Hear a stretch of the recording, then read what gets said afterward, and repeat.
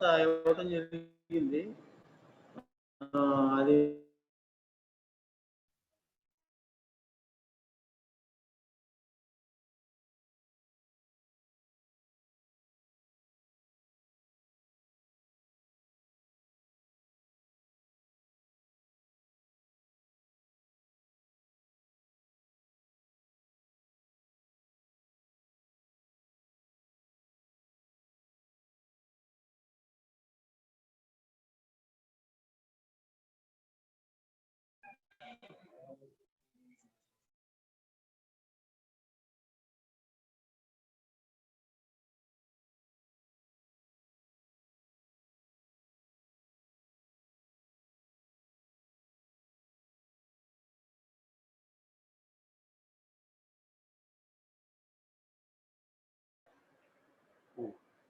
Voice వస్తుంది కదా voice మీకు. సో ఇప్పుడు వరకు నెట్ ప్రాబ్లం వల్ల మీకు లేట్ అయింది, డిలే అయింది క్లాసు. సో మీకు వాయిస్ ప్రాబ్లం ఏం లేదు కదా, ఇప్పుడు మీకు వినపడుతుంది కాబట్టి కంటిన్యూ చేసుకుందాం. Okay.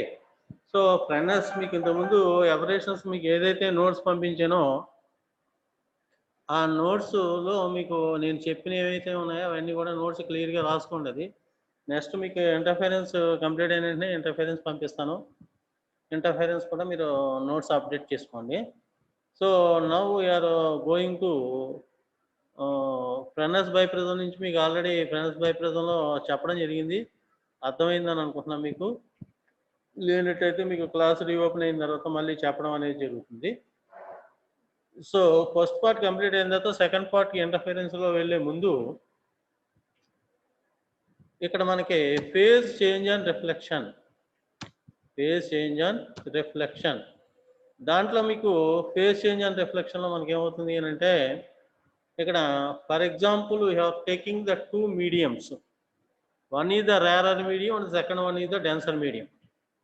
Rarer medium, denser medium చెప్తాం. ఇది స్టోక్స్ ప్రిన్సిపల్ ప్రకారం ఏమవుతుందంటే, ఏదైనా ఒక రే డెన్సర్ మీడియం దగ్గర రిఫ్లెక్ట్ అయినట్టయితే phase change occurs on pi or path difference λ/2. So మనం ఇంతకుముందు చెప్పుకున్న ఇంటెన్సిటీ కండిషన్స్ని ఇక్కడ రివర్స్ చేస్తూ ఉంటాం అన్నమాట. బ్రైట్ ఫ్రింజెస్ ఏర్పడాలి అంటే nλ/2, అలాగే nλ, and dark fringes ఏర్పడాలంటే 2n+1 λ/2. అది మన కండిషన్స్. ఆ కండిషన్స్ని మనం ఇక్కడ పూర్తి కావాలా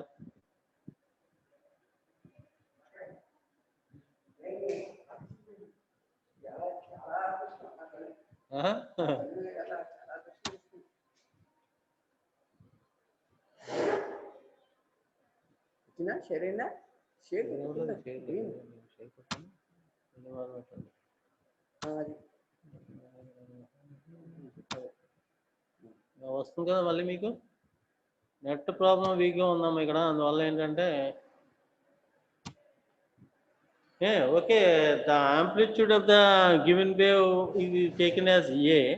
ఇక్కడ ఏ అనే యాంప్లిట్యూడ్తో ఉన్న వేవ్ రేరర్ మీడియం నుంచి డెన్సర్ మీడియంకి ఓ దగ్గర ఇన్సిడెంట్ అయింది. Okay. So then automatically some part of the ray will be reflected at O, some part of the ray will be refracted through OC. OC ద్వారా కొంత రిఫ్రాక్ట్ అవుతుంది, OB ద్వారా కొంత reflect అవుతుంది. So the new amplitude of reflected ray is AR, the amplitude of transmitted ray is AT. ఇక్కడ 80 amplitude తోటేమో refract అయ్యి transmit అయింది డెన్సర్ మీడియంకి, ఏఆర్ తోటి రిఫ్లెక్ట్ అయింది. ఓకే. సో ఇది ఫస్ట్ పార్ట్. సెకండ్ పార్ట్కి వచ్చేసేటప్పటికి when AR traversing in the reverse direction, AR అనే యాంప్లిట్యూడ్ తోటి ఈ రే తిరిగి బ్యాక్వర్డ్ డైరెక్షన్లో ట్రావెల్ చేస్తుంది అనుకోండి. చేస్తే ఏమవుతుంది అంటే మళ్ళా ఈ OA అనేది reflected ray belongs to the OB ray. So AR into R, AR square is the new amplitude of the ray. Okay. So some part is refracted through OD. So AR into T, AR into T is the new amplitude of transmitted ray. Okay, so AR square is the reflected ray, ARD is the refracted ray. When the ray is traversing from rarer to denser medium, rarer నుంచి denser mediumకి వెళ్ళేటప్పుడు new amplitudes ఇవి. ఈ third డయాగ్రామ్కి రద్దాం. కింద ఉన్న డయాగ్రామ్కి మీరు చూడండి ఒకసారి. కింద ఉన్న డయాగ్రామ్లో ఏమవుతుంది అంటే CO is the ray which is traversing in the denser medium. The ray must some internally reflected along OD and refracted along OA. ఇక్కడ మనకి డెన్సర్ మీడియం నుంచి రేరర్ మీడియంలోకి వెళ్తుంది. సో డెన్సర్ నుంచి రేరర్ మీడియంకి వెళ్ళిపోయేటప్పుడు ఏమవుతుంది ఇక్కడ ఈ ఏటీ అనేది ఈ AT must be AT T dash, that is the refracted ray. AT R dash is the reflected ray. Okay, actually ART plus ATR dash is nothing. అంటే ఇక్కడ యాక్చువల్గా మనం ఫస్ట్ దానికి సెకండ్ దానికి కంపేర్ చేస్తే ఏఆర్టీ ప్లస్ ఏటీఆర్ డాష్ అనేది మీకు లేదు. అదే ఇక్కడ మీకు చూపిస్తాం ఈ డయాగ్రామ్లో.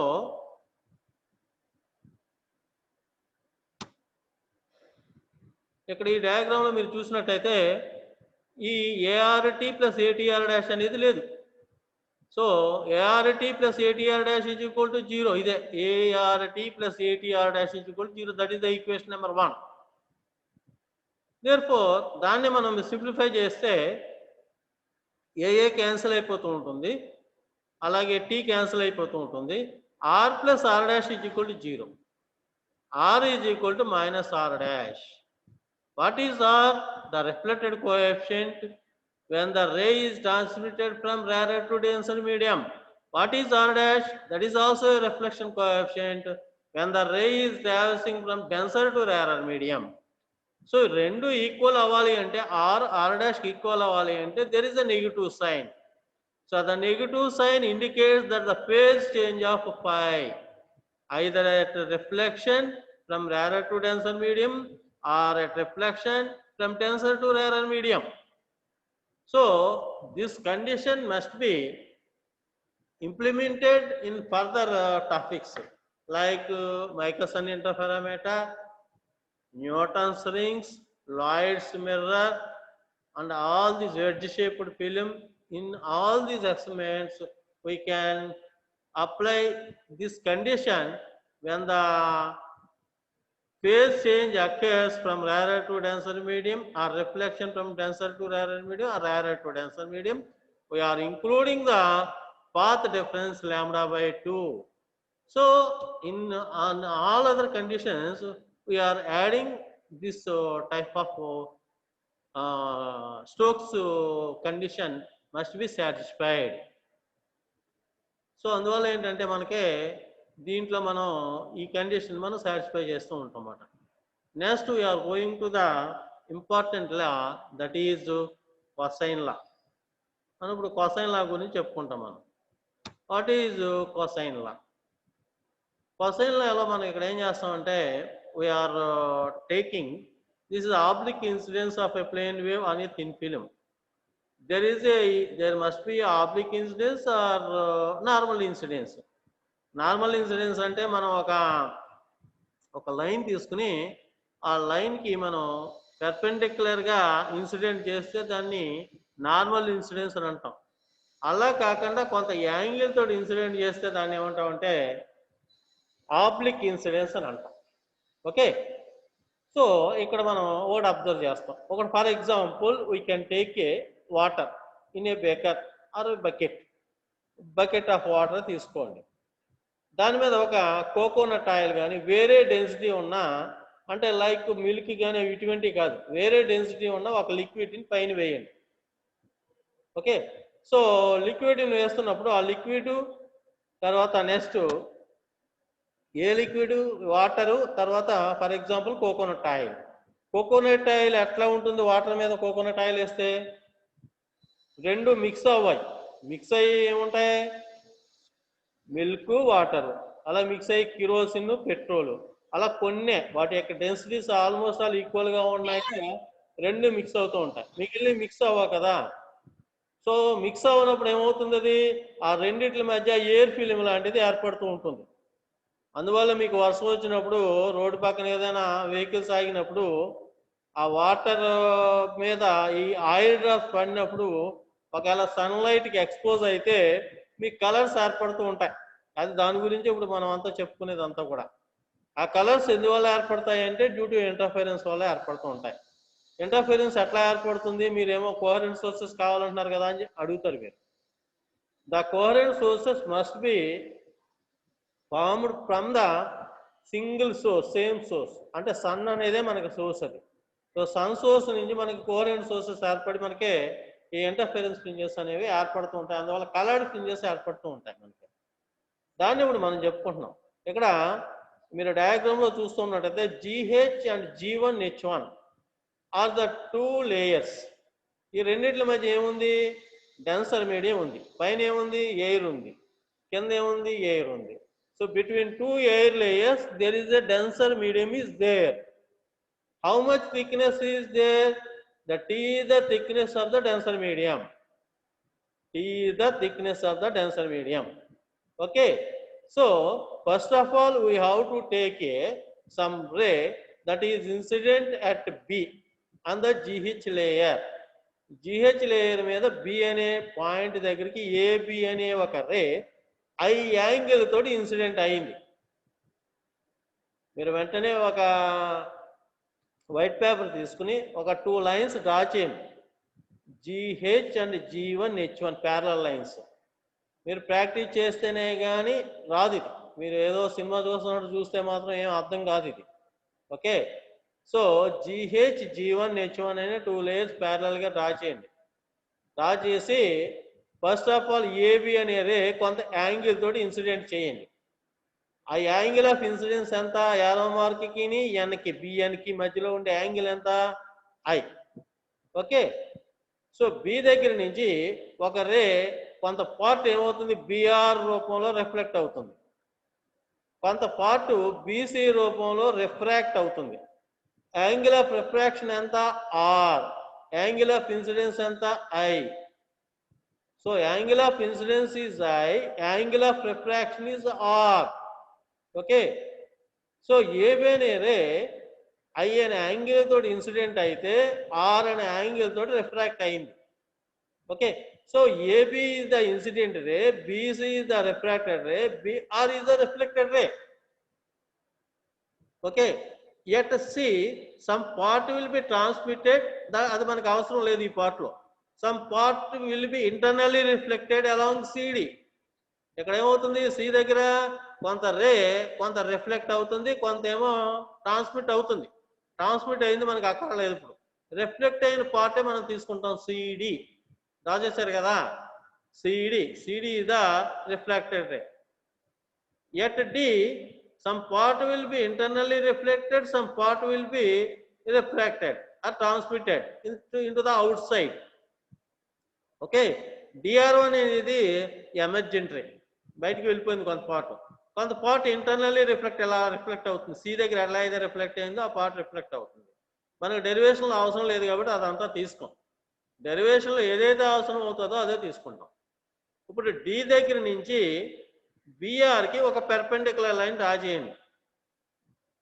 పెర్పెండిక్యులర్ లైన్ అంటే ఏంటి, బిఆర్కి కరెక్ట్గా నార్మల్గా ఉండాలి. డి దగ్గరికి 90 degrees ఉండాలన్నమాట. ఇక్కడ డయాగ్రామ్లో కొద్దిగా యాంగిల్ ఇన్క్లినేషన్ చేశాడు కానీ కరెక్ట్గా ఇట్లా ఉండాలి. అది ఈకి కొద్ది యారో మార్క్ చూసారా, యారో మార్క్ దగ్గర నుంచి వెళ్ళాలి డి.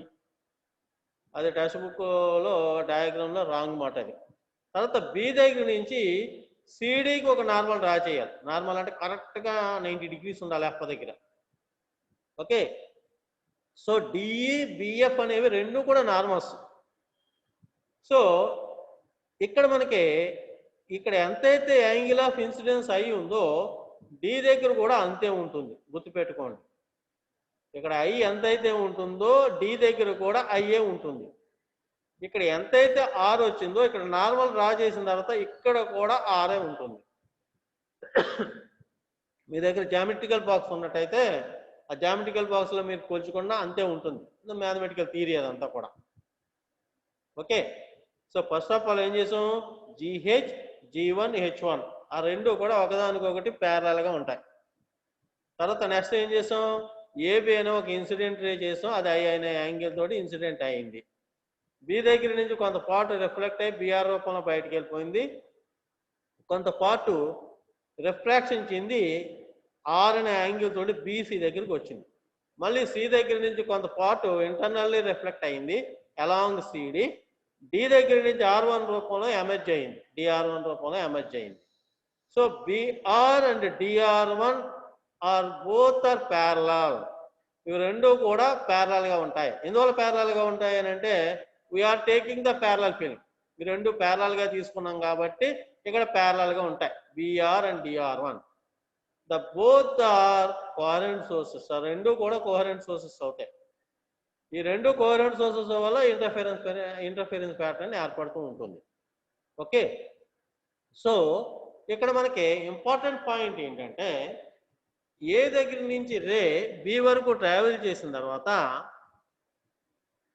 బి దగ్గర నుంచి ఈకి ట్రావెల్ చేసేటప్పటికి రారర్ మీడియంలో బి దగ్గర నుంచి ఈకి వెళ్ళేటప్పటికి డెన్సర్ మీడియంలో ఎక్కడి నుంచి ఎక్కడ ట్రావెల్ చేస్తుంది అది BC plus CD.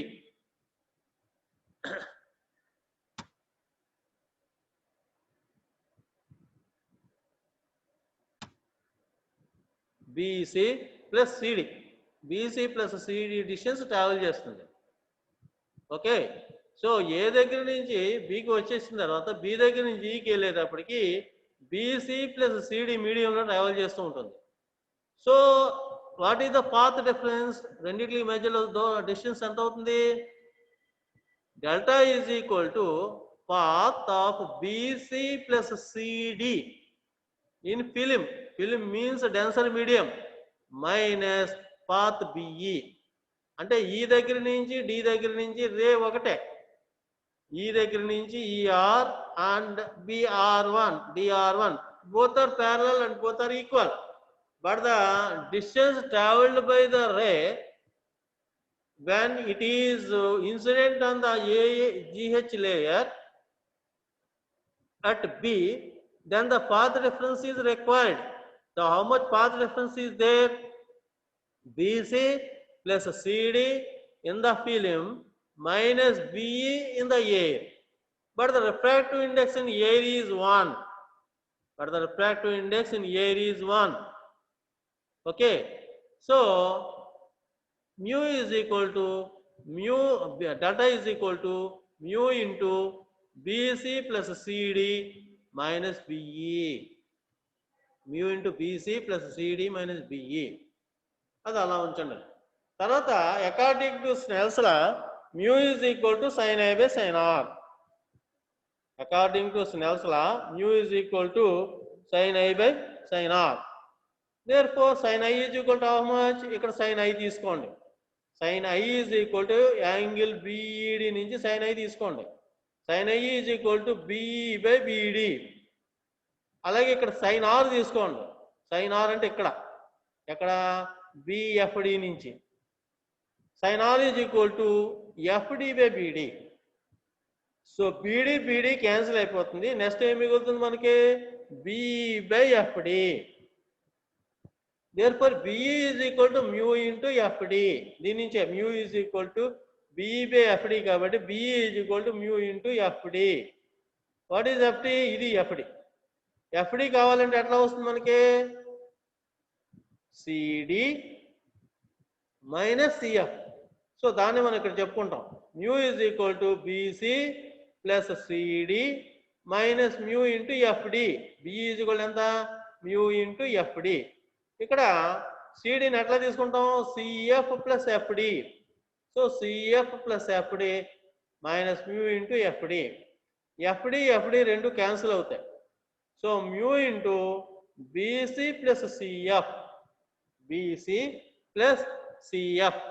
Therefore BC plus CF అంటే ఇక్కడ చూడండి BC ప్లస్ CF. ఇదంతా కూడా ఒక రైట్ యాంగిల్ ట్రయాంగిల్. బిఎఫ్పి అనేది ఒక రైట్ యాంగిల్ ట్రయాంగిల్. దాని నుంచి ఇది బిపిఎఫ్, అలాగే బిపిఎఫ్ అనేది దాని నుంచి కాసార్ ఈజ్ ఈక్వల్ ఎంత అవుతుంది? కాసార్ అంటే ఇది ఆర్, ఇది ఎంతైతే ఆ యాంగిల్ ఉంటుంది ఇది కూడా అంతే యాంగిల్ ఉంటుంది. ఎందువల్ల ఈ ఈ నార్మల్ లైన్ ఇక్కడ గీసిన నార్మల్ లైన్ రెండు కూడా ప్యారలల్ గా ఉంటాయి కాబట్టి. సో పిఎఫ్ ఈజ్ ఈక్వల్ ఏమవుతుంది మనకి? BP into cos r, BP into cos r. So BP is how much? BP అంటే ఎంత?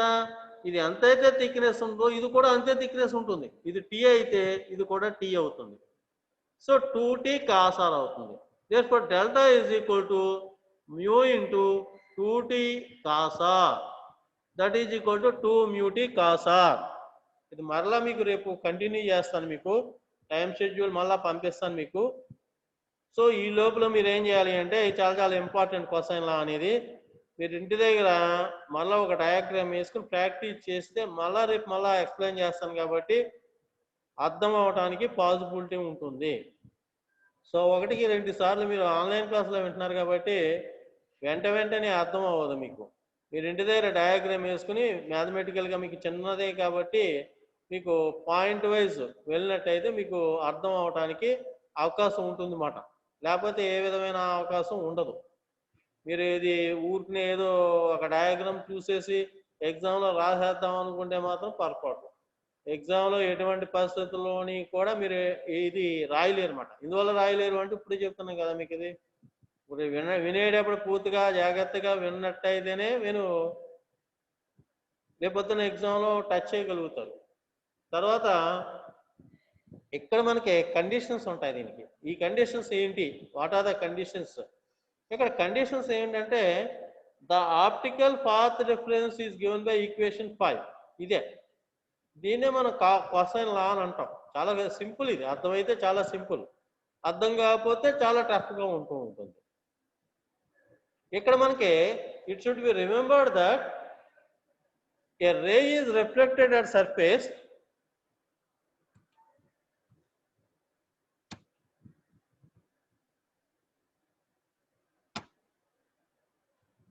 Surface backed by the denser medium. ఇక్కడ మనకి ఈ డెన్సర్ మీడియం దగ్గర నుంచి సి దగ్గర నుంచి రిఫ్లెక్ట్ అయింది చూసారా? ఇప్పుడు ఎప్పుడైతే when ever the ray must be ట్రావెల్స్డ్ through the denser medium along BC and SC, the ray must be internally reflected. Then automatically we can take any additional path reference, that is lambda by 2. So lambda by 2 ని మనం add చేయాలి.